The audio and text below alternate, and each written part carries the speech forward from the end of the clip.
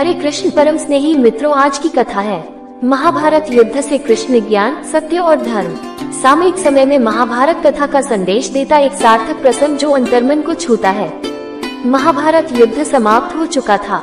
युद्ध भूमि में यत्र तत्र योद्धाओं के फटे वस्त्र, मुकुट, टूटे शस्त्र, टूटे रथों के चक्के, छज्जे आदि बिखरे हुए थे और वायुमंडल में पसरी हुई थी घोर उदासी। गिद्ध, कुत्ते, सियारों की उदास और डरावनी आवाजों के बीच उस निर्जन हो चुकी उस भूमि में द्वापर का सबसे महान योद्धा देवव्रत भीष्म पितामह शरशय्या पर पड़ा सूर्य के उत्तरायण होने की प्रतीक्षा कर रहा था। तभी उनके कानों में एक परिचित ध्वनि शहद बोलती हुई पहुंची, प्रणाम पितामह।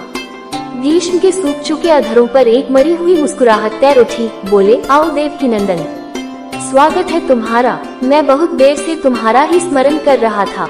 कृष्ण बोले, क्या कहूँ पितामह, अब तो ये भी नहीं पूछ सकता कि कैसे हैं आप। भीष्म चुप रहे। कुछ क्षण बाद बोले, पुत्र युधिष्ठिर का राज्याभिषेक करा चुके केशव, उनका ध्यान रखना। परिवार के बुजुर्गों से रिक्त हो चुके राजप्रसाद में उन्हें अब सबसे अधिक तुम्हारी ही आवश्यकता है। कृष्ण चुप रहे। भीष्म ने पुनः कहा, कुछ पूछूं केशव, बड़े अच्छे समय से आए हो, संभवतः धरा छोड़ने के पूर्व मेरे अनेक क्रम समाप्त हो जाए। कृष्ण बोले, कहिए न पितामह, एक बात बताओ प्रभु, तुम तो ईश्वर हो न। कृष्ण ने बीच में ही टोका, नहीं पितामह, मैं ईश्वर नहीं, मैं तो आपका पौत्र हूँ पितामह। भीष्म उस घोर पीड़ा में भी थथा के हंस पड़े। बोले, अपने जीवन का स्वयं कभी आकलन नहीं कर पाया कृष्ण, सो नहीं जानता कि अच्छा रहा या बुरा, पर अब तो इस धरा से जा रहा हूँ कन्हैया, अब तो ठगना छोड़ दे रे।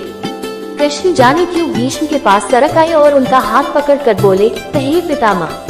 भीष्म बोले, एक बात बताओ कन्हैया, इस युद्ध में जो हुआ वो ठीक था क्या? श्री कृष्ण ने कहा, किसकी ओर से पितामह? कौरवों के कृत्यों पर चर्चा का तो अब कोई अर्थ ही नहीं कन्हैया, पर क्या पांडवों की ओर से जो हुआ वो सही था? आचार्य द्रोण का वध, दुर्योधन की जंघा के नीचे प्रहार, दुशासन की छाती का चीरा जाना, जयद्रथ के साथ हुआ छल, निहत्थी कर्ण का वध, सब ठीक था क्या? ये सब उचित था क्या? श्री कृष्ण के अनमोल वचन, इसका उत्तर मैं कैसे दे सकता हूँ पितामह? इसका उत्तर तो उन्हें देना चाहिए जिन्होंने ये किया। उत्तर दे दुर्योधन का वध करने वाले भीम, उत्तर दे कर्ण और जयद्रथ का वध करने वाले अर्जुन। मैं तो इस युद्ध में कहीं था ही नहीं पितामह। अभी भी छलना नहीं छोड़ोगे कृष्ण? अरे विश्व भले कहता रहे कि महाभारत को अर्जुन और भीम ने जीता है, पर मैं जानता हूँ कन्हैया कि यह तुम्हारी और केवल तुम्हारी विजय है। मैं तो उत्तर तुम्ही से पूछूंगा कृष्ण। परम स्नेही मित्रों, यदि आपने अभी तक अपने चैनल को सब्सक्राइब नहीं किया है तो अवश्य सब्सक्राइब करें, घंटी का बटन दबाएं। तो आइए आगे बढ़ते हैं। तो सुनिए पितामह, कुछ बुरा नहीं हुआ, कुछ अनैतिक नहीं हुआ, वही हुआ जो होना चाहिए।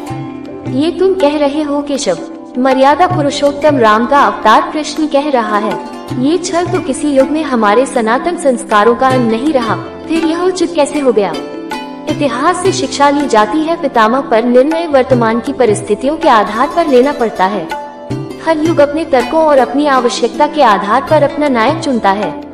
राम त्रेता युग के नायक थे, मेरे भाग में द्वापर आया था।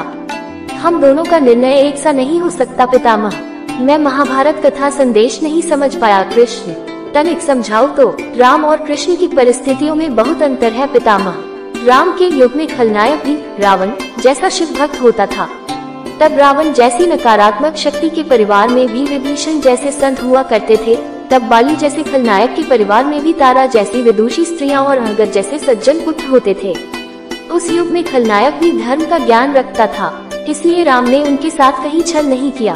किंतु मेरे युग के भाग में कंस, जरासंध, दुर्योधन, दुशासन, शकुनी, जयद्रथ जैसे घोर पापी आए हैं। उनकी समाप्ति के लिए हर छल उचित है पितामह।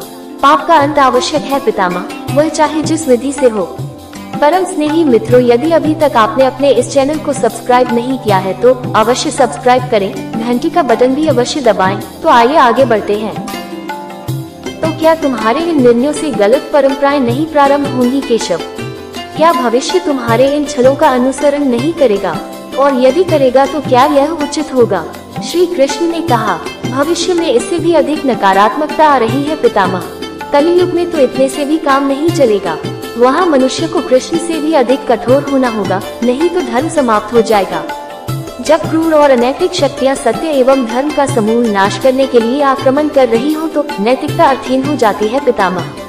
तब महत्वपूर्ण होती है विजय। केवल विजय, भविष्य को ये सीखना ही होगा। पितामह, क्या धर्म का भी नाश हो सकता है केशव? और यदि धर्म का नाश होना ही है तो क्या मनुष्य इसे रोक सकता है? सब कुछ ईश्वर के भरोसे छोड़कर बैठना मूर्खता होती है पितामह। ईश्वर स्वयं कुछ नहीं करता, केवल मार्गदर्शन करता है। सब मनुष्य को ही स्वयं करना पड़ता है। आप मुझे भी ईश्वर कहते हैं न? तो बताए न पितामह, मैंने स्वयं इस युद्ध में कुछ किया क्या? सब पांडवों को ही करना पड़ा न? यही प्रकृति का विधान है। युद्ध के प्रथम दिन यही तो कहा था मैंने अर्जुन से, यही परम सत्य है। भीष्म अब संतुष्ट लग रहे थे। उनकी आंखें धीरे धीरे बंद होने लगी थी। उन्होंने कहा, चलो कृष्ण, यह इस धरा पर अंतिम रात्रि है। तल संभवतः चले जाना हो, अपने इस अभागे भक्त पर कृपा करना कृष्ण। कृष्ण ने मन में ही कुछ कहा और भीष्म को प्रणाम कर लौट चले। पर युद्धभूमि के उस डरावने अंधकार में भविष्य को जीवन का सबसे बड़ा सूत्र मिल चुका था। जब अनैतिक और क्रूर शक्तियां सत्य और धर्म का विनाश करने के लिए आक्रमण कर रही हो तो नैतिकता का पाठ आत्मघाती होता है। हमारा प्रथम लक्ष्य 500 सनातनी बंधुओं को अपने इस चैनल तक लाना है। यदि आप आपके साथ साथ अपनों को भी यह आध्यात्मिक लाभ देना चाहते हैं तो आप उन्हें भी शेयर करके अपना अमूल्य सहयोग प्रदान कर सकते हैं। सदा महामंत्र का जप करें। हरे कृष्ण कृष्ण कृष्ण हरे हरे, हरे राम राम राम हरे हरे।